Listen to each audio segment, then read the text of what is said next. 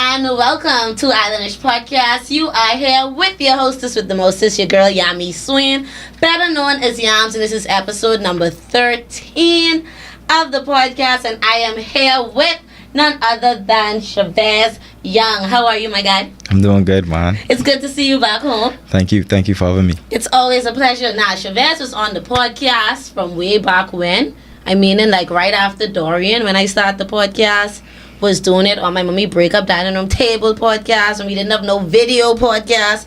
But now we've grown, and we had to bring him back to talk about his amazing journey into being a professional baseball player. So tell them a little bit about yourself, where you got started, and remind them of the fact that you're from Grand Bahama. People just forget that a little bit. You know what I mean? Yeah. So I'm from Freeport, Grand Bahama. You know, starting young, I went to Walter Parker from primary school, and then I transitioned to high school to Sunline, in between Sunline and Jack Haywood. Then I was fortunate to graduate in the States out of high school. But I grew up playing here in the parks, GB and Legacy, both fields and stuff like that. Right. Growing up in these little leagues here as well. Okay, so what would be, or who was your coaches and persons who helped you with training in the very beginning? Like some of the older persons here in Grand Bahama that really got you going with baseball. So it was just a collective harm few. Miss Higgs, she was at St. George's at that time. She was also was at Walter Parker. She actually was the first coach to pull me into softball. She wanted me to play every sport. Shout out to Miss Higgs. And then I had I had Coach OP, Coach OP and Coach Cameron, and then Coach Keel Pinder. He had a younger brother that played professional as well, Devon Mackey, with the Oakland A's. So shout out to my Predators family. I love that. So with your transition, how were you able to get that opportunity to transition from being educated here to being able to get educated in the U.S. and graduate? Like, how did that process work? I'll give all of that credits to Miss Baston. Everybody should know Miss Bonnie Baston. She was big on basketball, but what I love about her is that she was able to actually just look for what I love at first, and the thing was, I told her that I love playing baseball. Even though I was at a scholarship to play basketball at Sunline, she was able to carry me off to school, to give me opportunities to look at schools for baseball on the baseball route. When as a team, when we was over there for basketball tournaments, she was actually pulling me on the side with me and my friend Smacky, Shamiko Smith, to look at schools for baseball. So I'll always, give her credits and give her flowers right now, because she went out her way and she did more than beyond, to try to get me off the school. Definitely. So shout out to Miss Basin, Miss Bonnie, and that whole program they have going, because I think that's still going on right now to this day. And Miss Bonnie ain't quitting. She has a good support. House of Hoops. Yes, that's what it is. House of Hoops. And they're definitely doing some great things in the community, helping guys get off, young persons from different family islands too, and housing them, helping them get into scholarships, get great opportunities for sporting and things like that. So with you being able to finish your education in the U.S., what helped you to transition or be able to get the spotlight pointed on you to help you get into the professional baseball area? So me just being in the States was just exposure there. I was fortunate to go to a school that was really good, and that just actually exposed me to good competition.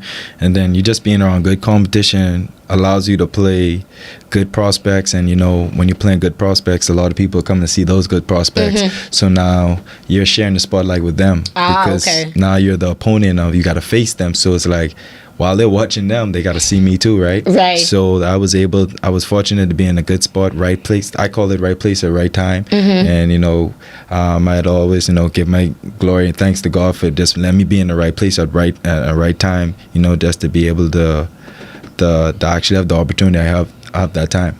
Okay, I love that. So when it came to that as well, and before we take the commercial break, this is going to be my last question to you. My question would be, what was the most difficult part with transitioning from living in the Bahamas to living in the U.S.? Just going at a young age, knowing that and everything is gonna go your way, and just understanding, like, just making an adjustment on that. Just being at a young age, stuff which you would have your parents do that you had to figure out on your own. Right. Even though there was just a phone call away, but just actually have to deal with it yourself was kind of a big adjustment, and it actually helped me to be the independent person I am today, to actually be an adult at a young age, learn how to be an adult at a young age, to make right decisions and going forward, because at the end of the day you're going to make mistakes. So if the amount of mistakes you make, you're going to be able to actually learn from them. So that's what I'll take from it. Okay, great. I love that answer. So we're going to take our first commercial break, and then when we come back, we're going to talk more about his professional baseball journey and learn a little bit more about Chavez Young. Hi, everybody. I'm Jason. And I'm Cheryl.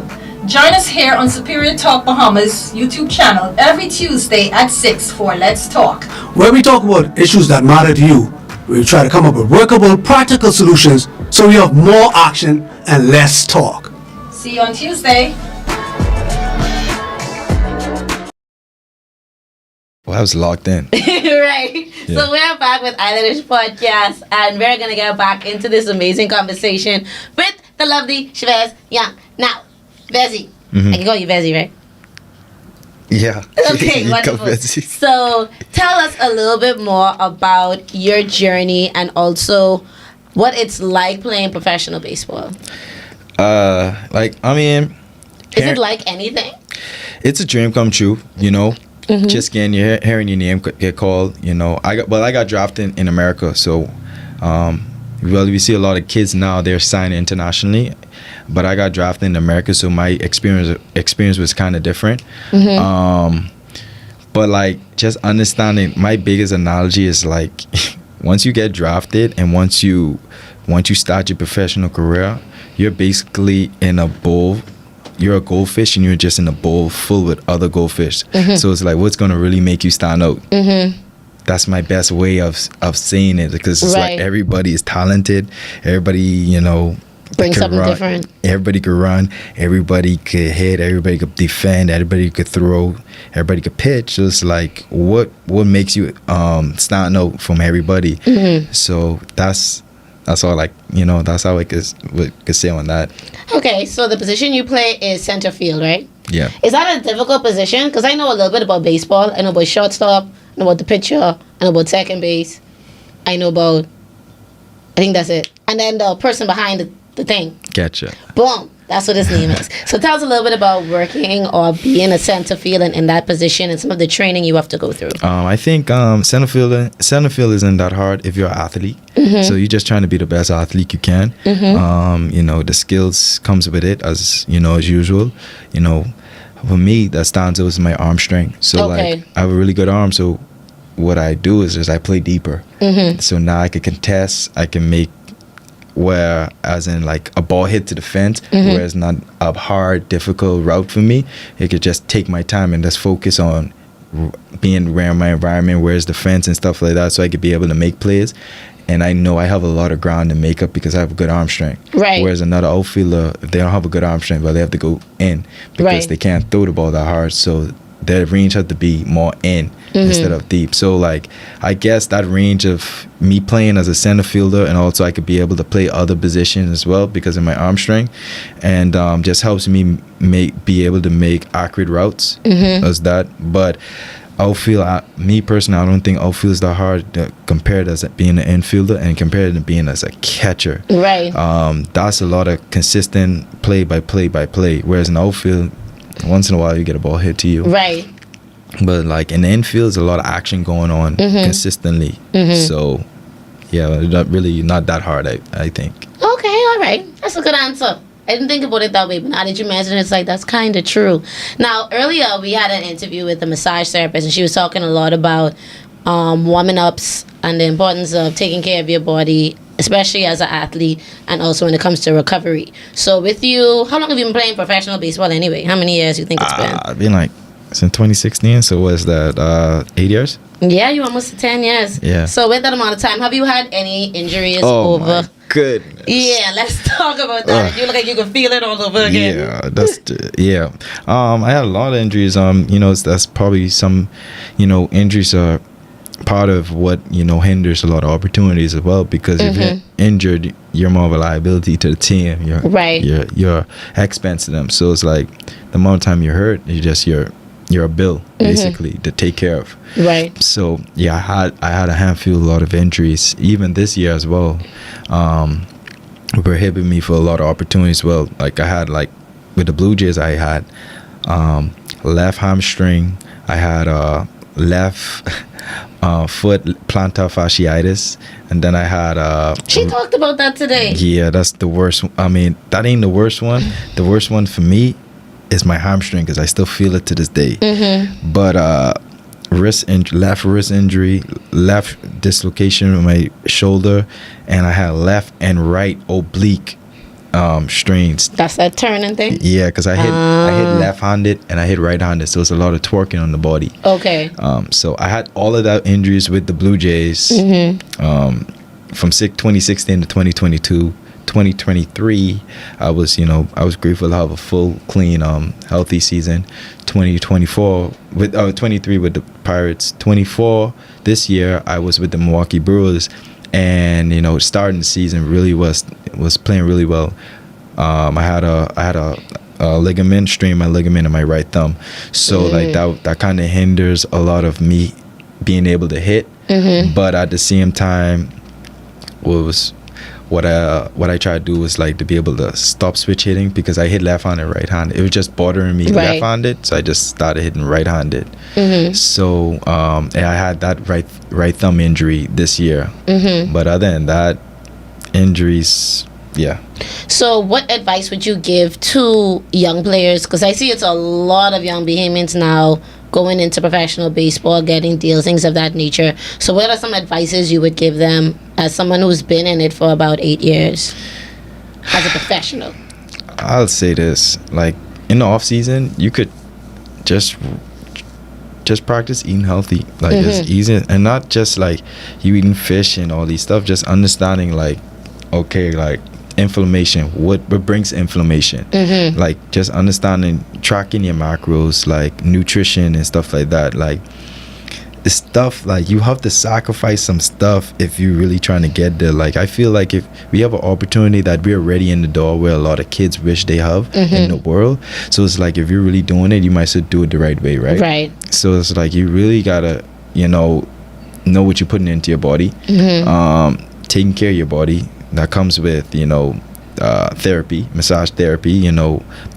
Me personally, I do massage once a week during my off season with dry needling, and just understanding like this is your body's your investment, right? Your body is your product. I didn't go to college, right? So like, you went straight from high school. I went high school, so it's like I'm really betting on myself, right? So if I'm betting on myself, I gotta invest in myself too as well, right? Right. And who talks about that a lot, and that's LeBron James, right? He invests a lot in his body and his training and all those nutrition and stuff. Right. That's why why his career is really longevity in this career. Yeah. And he's been so successful for such a long period of time. Okay, so other than that, and with you now being back home, are you happy to be back home? Or are some people you're excited to see? Because you're back home in Freeport. I haven't seen you in a while. I'm always happy to be back home. It's just like, like even like you call me Vezzy and stuff like that. It's funny, but it's like, bring me back to reality. Like bring me back. I'm actually home, right? But like when I'm in the States, they call me Chavez. Nobody over here has called me Chavez. Yeah, what is Chavez? So it's like I just understand, like when I come back home, I'm home, like how it used to be, right? Over there is over there, but when you come home, it actually levels you out. So you need that balance of up and down, right, of that lifestyle up there, and then like I miss this lifestyle of me have to not worry about what I have to dress and how I go out and stuff like that over there. To compare, I could walk around here with singlet and the shorts and the slippers, and I'm home. Right. So it's like that comfortability in my mind state, I just miss a lot. So I'm happy that you said that, because a lot of times people make it, especially living here, especially in Grand Bahama, people will be like, boy, you need to go off to the station, you need to go somewhere else and just don't come back, yada, yada, yada. But with you saying that, it's like, no, but you sometimes just need to come back home because you're going to appreciate it and you're going to like it. It's be like the small little things. So are you excited to go to the beach? What are you excited to actually do now that you're back home? Well, I didn't go to the beach because it rained these past 2 days. Oh, that's true. So I wasn't able to, but I had other stuff I had to do. But like, yeah, I mean, just me being home, driving around the road, not like the speed is chilling. Like you driving around 20-30 miles per hour, like that's more calming than whereas you in the States, you going like 80-90 on the highway. Right, you have to pay attention. So everything is faster over there. So it's like you come home, it's more like slow tempo. But I'm also, like me being gone from the hurricane to now, like it's a big change. It's a lot. I just happy to see Freeport how it's progressing right now. It's not where we want it to be, but it's progressing. It's going forward, and that's so encouraging to see what's happening back home. Right. Happy that you said that too. People just don't, and that's be the crazy thing. That's why I love having conversations with persons like yourselves who are from here. You visit every now and then, and when you come back, it's be like, oh, this wasn't here, and then someone who lived there all the time is be like, oh yeah, that wasn't here all the time for true. That used to be something else, or this building used to be as like you'd be like, wait, where the Kipling building gone? Like half of the building just gone. Yeah. But we watch it get break down piece by piece by piece. But you come back and it's like, wait, the whole building just gone. Like, what happened? It get blow up or what? That kind of way. So it's great to hear you say that. And along with that, what are some things or some investments or progressions you would like to see from the Bahamas as it relates to like sporting and sporting events and the sporting industry here? You look at the kids, right? You see a lot of kids sign internationally a lot, right? You look at these kids, they're signing left, right, and center. Like, if baseball is it ain't just not. We're there, like it's starting to happen. No, we're there. It's there on the market now. Right. And MLB sees as market now, so it's like they're gonna invest in our kid and our country. Right. So like, if you see that, like you look more like on academies and like look at these baseball fields and stuff like that, we should have more academies. Right. Like baseball academies, for as like you got kids in Anagua. All the way over there, man, on these keys, right? They might be the next Josh Chisholm. Yeah. Sebastian Walcott. Like they might be the next. You don't know because they're all the way out there. Like the opportunities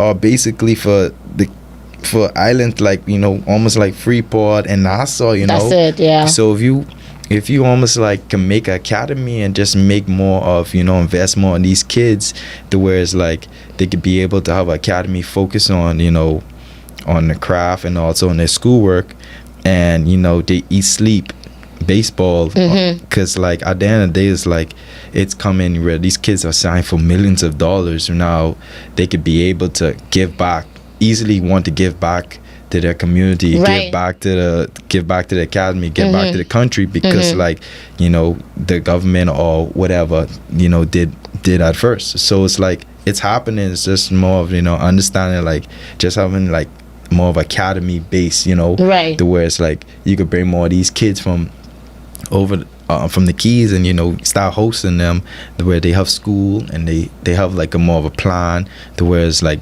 just go to school, play baseball, come more like back. A student athlete program. Yes, you see what I'm saying? Almost like that's basically how I felt when I was at Sunline.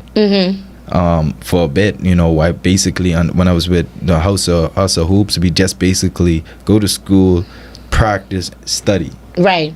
That's it. That's yours on the schedule. You basically, so that's something similar. So yeah, because even other student athletes that I know and persons that I've met who have gone just like you, gone that route, whether it's baseball, track, basketball, and others, it's almost like you said, it's like it becomes, you have to make it habitual. You have to get them into a certain routine from early, because also like you mentioned, they have to be adults a lot early off if they go in from high school here, home around their mommy, to now you in the States at school. You don't know nobody, and no one gonna be here telling you, you need to study, or you need to go to class on time, and you need to go to practice. Like you have to almost have that type of discipline already in you before you get to those opportunities and to those levels.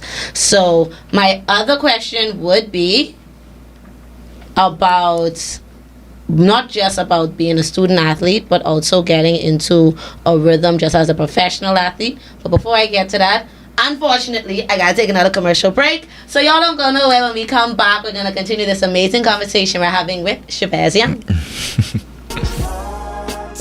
Yo, what's up, Bahamas? My name is Andrew Williams, aka Cat. And I'm your boy Mix. And we're representing Off the Bench, the number one talk sportcast in the Bahamas. In the world, my boy. My bad partner. So Yeah. we cover anything sports throughout the Bahamas.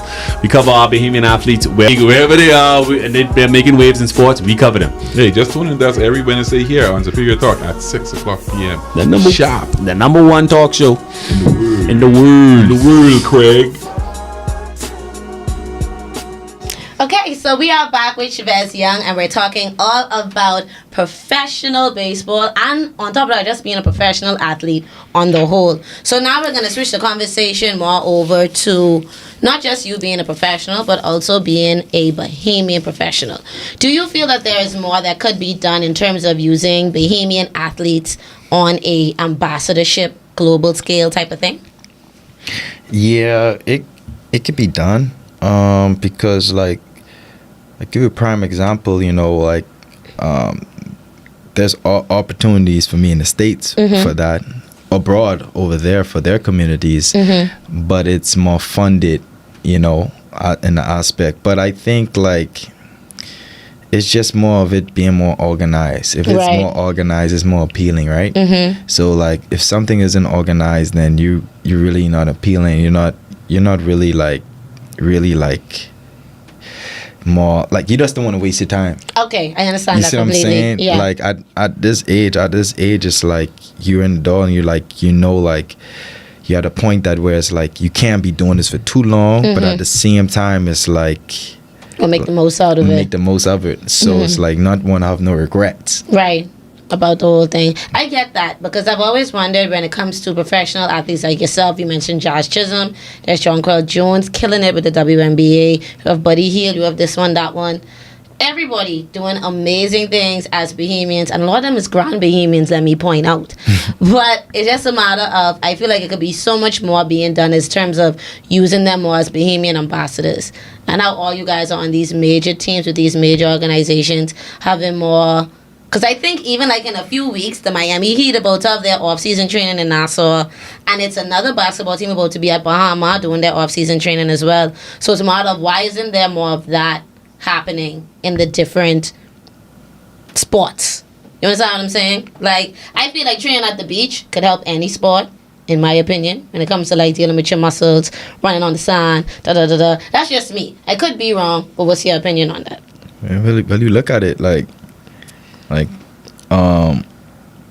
baseball and NBA is different. Like, you know, when you're in the NBA, you get drafted, you go to the NBA. But in baseball, you sign international. If you get drafted, you got to go to the minor leagues. Nobody don't want to watch the minor leagues. Nobody really keep up with the minor leagues. But people keep up with the MLB, because that's what the TV is, right? The TV shows the MLB. So they're TV sports. So like, NBA is more appealing. Right. So it's like, that's why, like, honestly, I was keeping up with the FIBA sports when they were almost like, they almost made the Olympics. I was watching. Right. Come Yeah, on, like, that's the Bahamas team, right? The Bahamas team was playing. Everybody was watching. Like, Right. basketball is cooler. Baseball isn't really that cool, honestly. I'm gonna be real with you. Right. But like, It's more of an American sport. yeah. It's really American.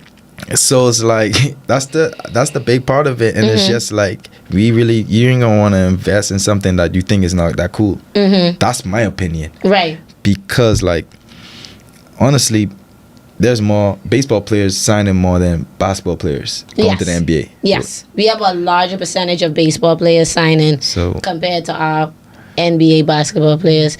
And that's really an important thing to note. And I don't know if that's because, like you said, is a baseball team rosters are long. How much people is on a roster for a baseball team? Like 40.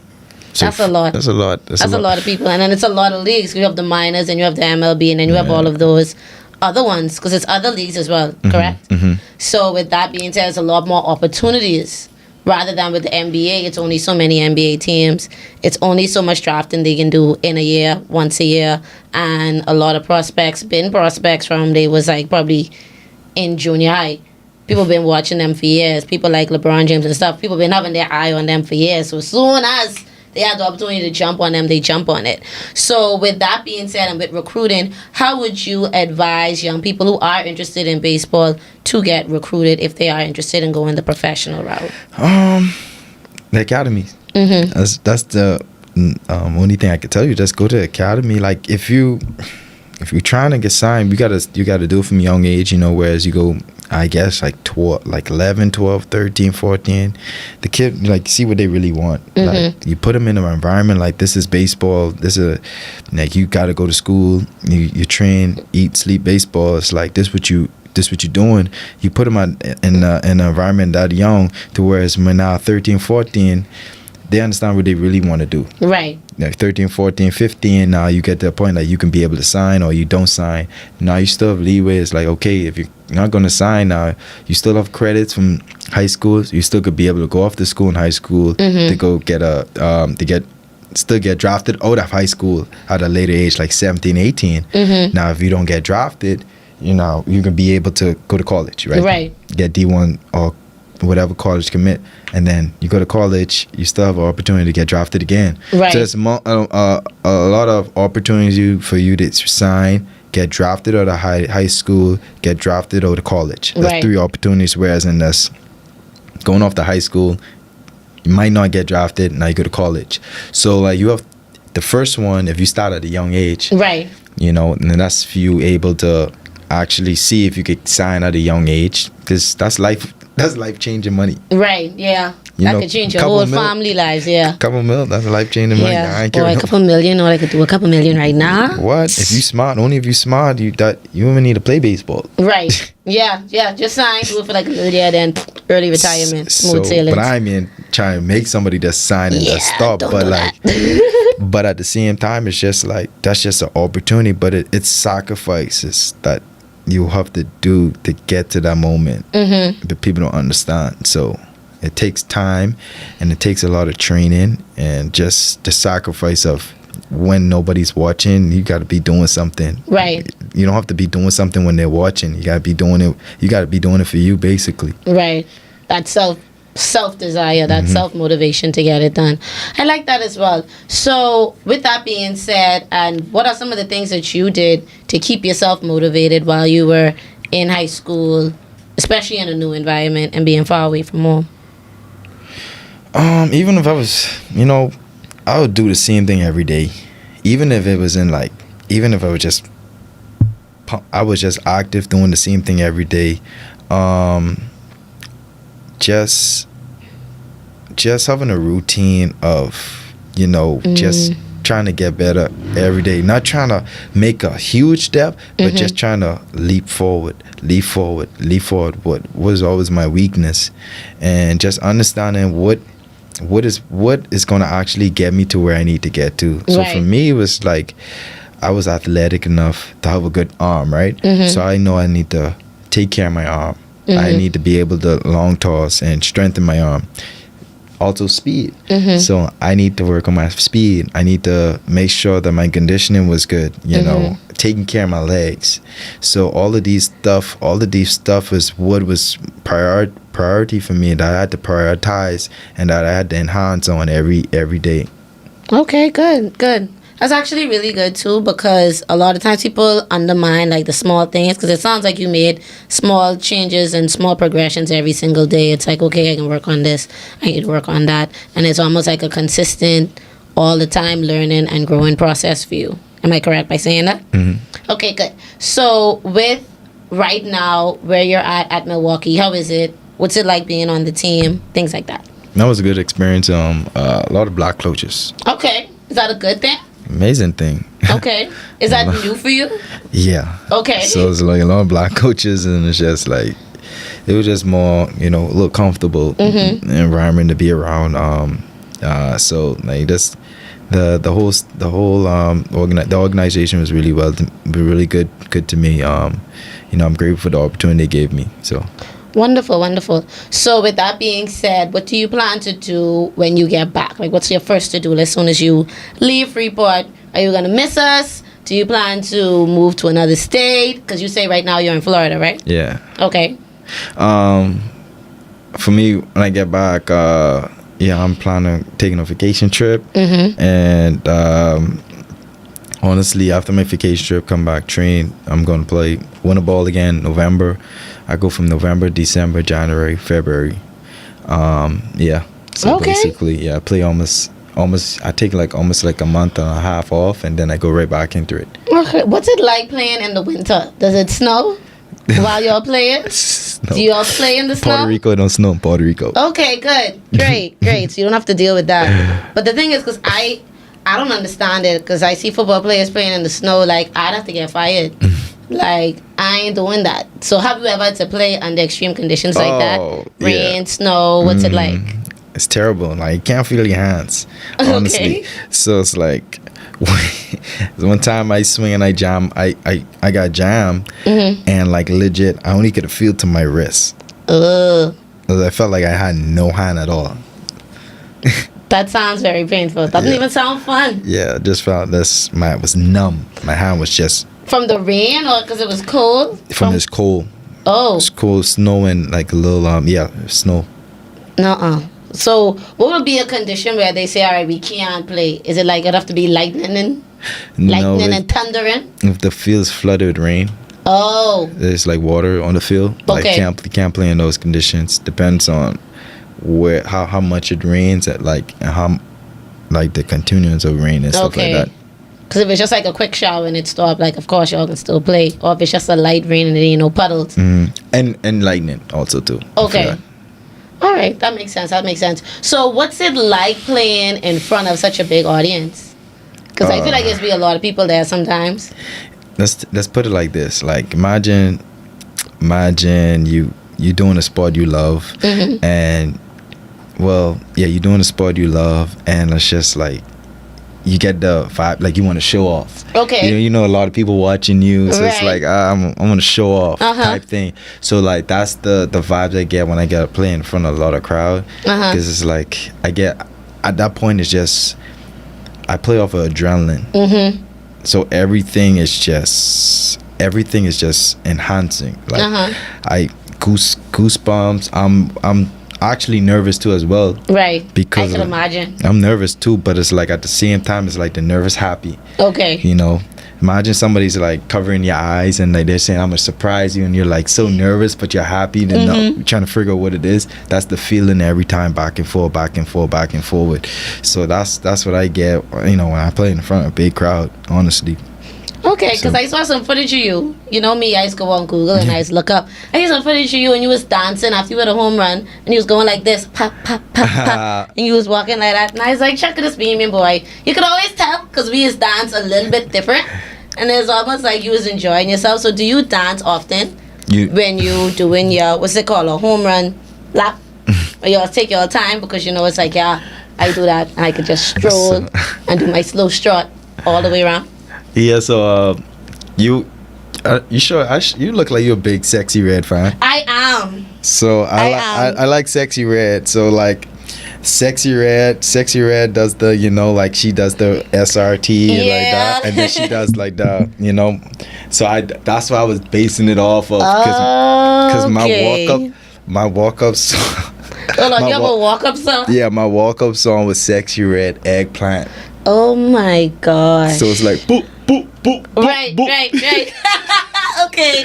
So it's like I was like, so basically I was running around the base like boop, a boop. Sexy Red walk up song. So when I was doing that, I was actually pointing to my team, my dugout, and my and the bullpen. My team bullpen. Because when I was looking at them, every time, like if you hit a home run or something, they shout your name. Hey, they trying to say, hey, like look at me, like we trying to give you love. And every time I look at them, everybody was like this. Right, Everybody was like shoot. Yeah, so you all can't see them because the camera's on me. Right. But that was like, I was basically showing the love back to the dugout and to the bullpen. Okay. Alright, because look like y'all be having fun. I ain't gonna lie. Like, compared to all the sports I have seen, because I've been to a baseball game, a professional baseball game.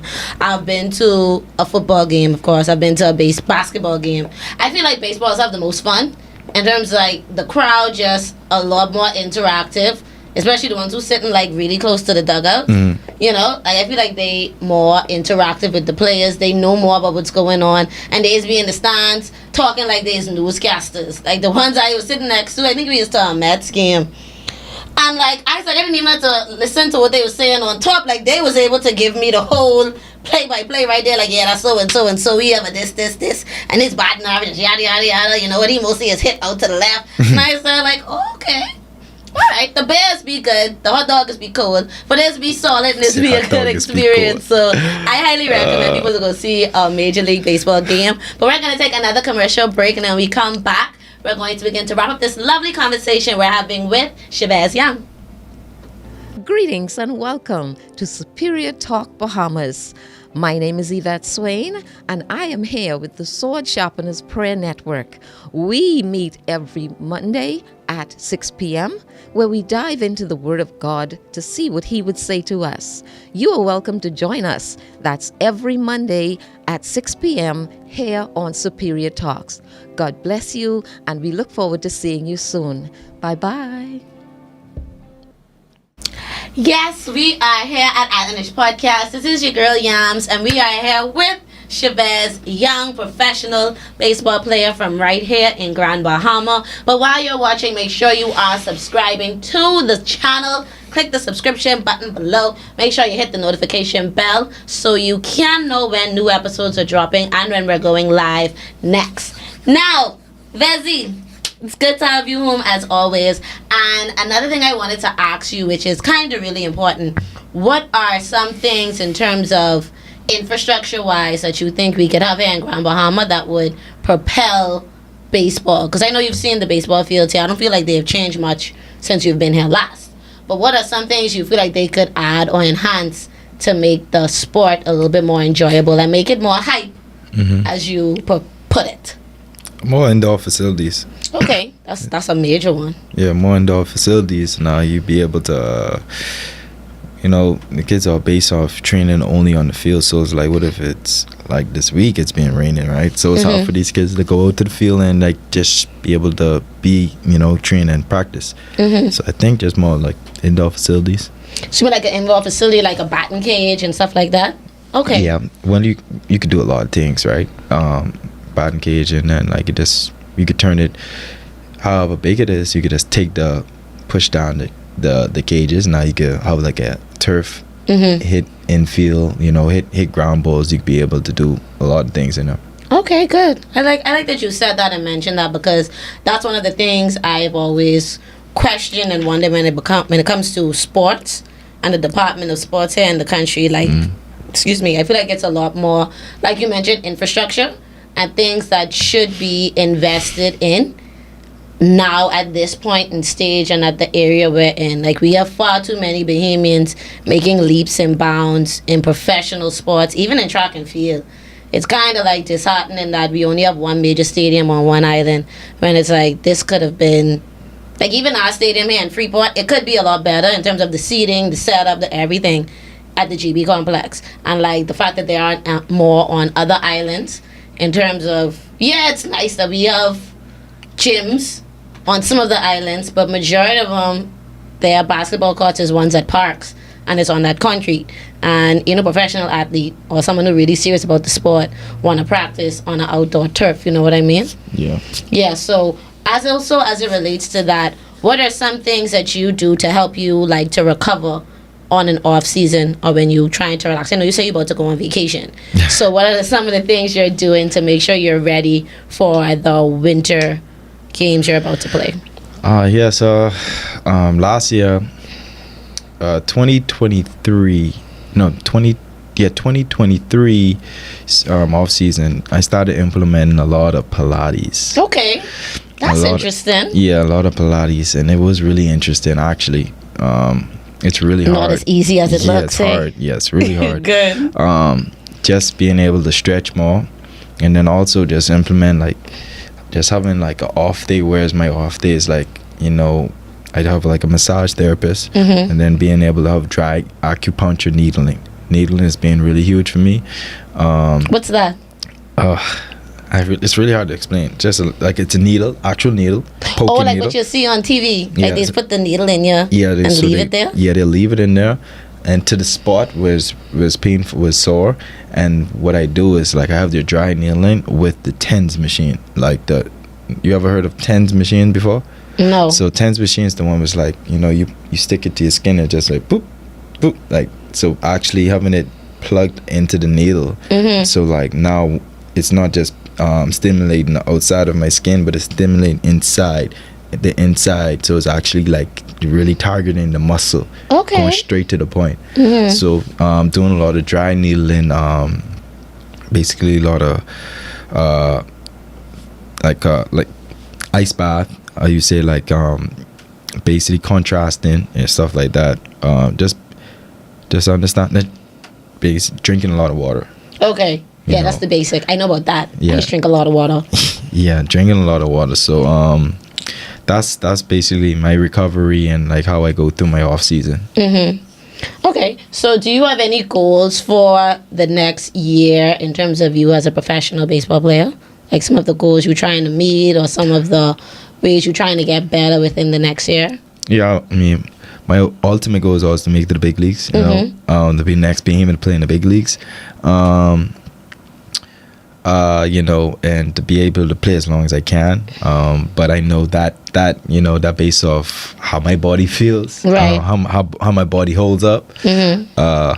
So like, yeah, that's my ultimate goal as a professional player. You know, just to play in the Olympic. But also, I think I want to play in different countries. Okay. So I want to be able to, so I could be able to say, hey, I played in America, I played in Puerto Rico, Mexico, Asia, and so I want to be able to in Australia. I want to be able to say that I play in every country. You've been on every continent. Yeah. You've been all over the place. Okay. Stamp up the passport. Yeah. Okay, I like that. Okay, so with that being said, do you have any things that you regretted along your journey or mistakes that you made or things that you've learned over you said about 8 years you've been a professional baseball player? Really, I guess, really not much regret because along the way, like, it made me who I am today. So it's like, I don't know if there's any regret because like baseball is a hard sport. Right. It's like, It's very physically taxing. yeah, it's just basically you got to be in the right place, right time. So, but I feel like just understanding, like, just having like more at a young age. I got into it at a young age when I was 17. Right, yeah. That's true. Hey, you was really 17 a or teeny bopper. 18, I think. Yeah, 18, I You think. couldn't even drink in the US. No. So it's Right. like, I mean, like, I'm a young kid, so it's like, I guess, better guidance. Like, if I would had myself talk to my younger self, I'd just say, hey, just take care of the body more. You know, try to prepare yourself for this age. You see what I'm Right. saying? Like I say, like LeBron. You think of LeBron like having that longevity. Right. So me performing wise, I wouldn't change nothing. But as in like the off the field things, I would definitely. I'll always say I'll change some things what I did. During the off seasons. Yes. Okay, definitely. Okay, so that's some good advice in terms of taking off-season rests, taking the off-season training and discipline a little bit more seriously at that young of age. So do you think signing to professional baseball at a young age is a good thing? Or even professionally at anything? Do you feel like it should probably be something done at a later age, or is it based on just the person? I have a question. You go to college to get a degree, right? And use that degree to make you money, right? So, but at the same time, when you're making the money, you have to pay back your debt, right? Because you went to college, so you have to pay for college. So if you could beat around the bush and just make the money, so what's the point? Good point. And now you got the money, so it's really what you do with the money. Right. So it's like if you could beat, but if you get, I don't Get care. paid now. Just be smart. Just being smart. That's what it is. Just what it is. Just invest right, smart, and just bet on yourself. if you ain't betting on yourself, then you're really confident. Look at Jazz. Jazz really came from nothing. Like what he have right now, he really didn't have nothing. Because I grew up with that dude and I played with him when he was young. So it's like what he have right now is basically because he betted on himself. He was confident as a player. He's been like that since he was a jet when he was young. So it's like he betted on himself. So if you aren't really betting on yourselves, then what's the point? Right. So, especially if someone can invest or sign you for that amount of money. You know, if you're not confident in yourself, how you expect somebody to be confident for you? Fox. Big Fox. That's some big talk, but that's really, really true. And I found that to be more true when it comes to that than being smart and educated. I hate to say it like that, and people don't like hearing that. We like to put this idea in young people's head that, oh, you still need to be book smart, you need to be smart, you need to go to college, you need to get a degree. But some people are so talented that they're able to just skip that step and go straight to success. People like, you mentioned LeBron James. In my industry of being an entertainer and a host, I could mention someone like Kevin Hart. Like, they didn't go to college. They aren't the smartest crayons in the box. But because they're so talented and they're so confident in their craft, they're able to find success and make leaps and bounds and make good decisions and be so disciplined because they really love what they do. Right. So sometimes that is what separates the people who are talented from the people who are just geniuses or educated. Some people could be smarter than smart, but they ain't got no confidence. And all they could do is go into our office, count some money, and then that's it. No offense to anybody and no shade, but that's a fact. And that's okay. Like, two things can be true. You can't be successful without an education, and some areas of life you need an education to be successful in. And I feel like we're at a stage in the Bahamas where we need to accept the fact that all of us will not be book smart, and there are many avenues to success. So trying to push this idea of, what they say, the national grade average is a D, and that's such a big deal. No, that's because y'all still making these children write paper tests. Like, let them do something with their hands. You know what I mean? That's just me. I could be wrong. What you feel about it? That's just me. But I wasn't book smart. Right. Okay. So, like, but, like, for me right now, like, I like business, right? I'm big into real estate. So that comes because I love it, right? And for me, if I love something, I'm a educate myself along the way to figure out why I love this and why I'm like devoting my time into it and sacrificing my time. So, like, you used to tell me in high school, like, I'll be getting it that real estate at this age, I've been like laughing at you. I ain't care about no real estate when I was, you know what I mean?